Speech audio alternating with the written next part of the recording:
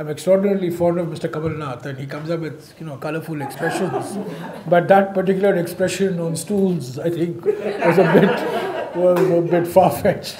I mean, I don't know what shoes he was wearing that day, but I have never. I mean, I've worked with Mr. Gandhi for 10 years now, 11 years, and I worked with Mrs. Gandhi for 16 years, and worked with both of them for 11 years, obviously, from 2004. I've never fallen between two stools. I mean, as long as you know who the president is and who's the vice president, as long as you know who the boss is.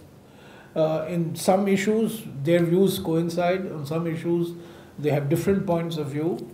I don't.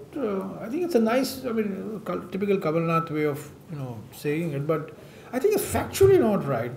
This falling between two stools, having two views. That's true. I mean, there are many issues on which Mr. Gandhi has a different point of view, which he expresses in dramatic fashion. And the best example of that was when I was speaking to Mr. Karan Thapar, defending the ordinance. I was being told that the ordinance was being torn up. So that was a good example of how there are different viewpoints. It's not two stools. Yeah, I think it's. It doesn't lead to, say, confusion in the rank and file.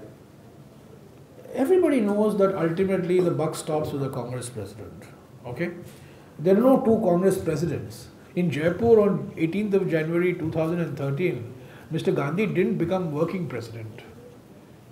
He didn't become co-president. He became vice president. No, if he had become working president, then there would have been scope for there's a president, there's a working president, so on.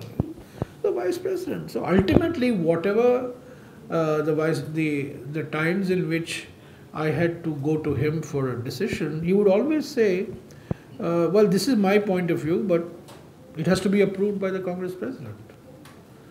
So, I know, for example, when the Telangana bill was being discussed, a lot of Andhra MPs went to him asking for certain provisions in the act. And he said, well, I agree with you, but the final decision has to be taken by the Congress president.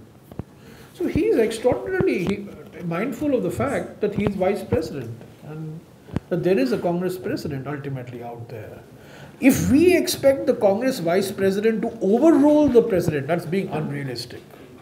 I think Mr. Kamal Nath is being unrealistic to expect that Mr. Gandhi would overrule this. If Mrs. Gandhi had told Mr. Kamal Nath, go and consult Mr. Gandhi, if Mrs. Gandhi had said that, surely he would have consulted, but surely all the three of them would know that the final decision would ultimately have to be taken by the Congress president. But to expect them to have the same view on every issue is unrealistic.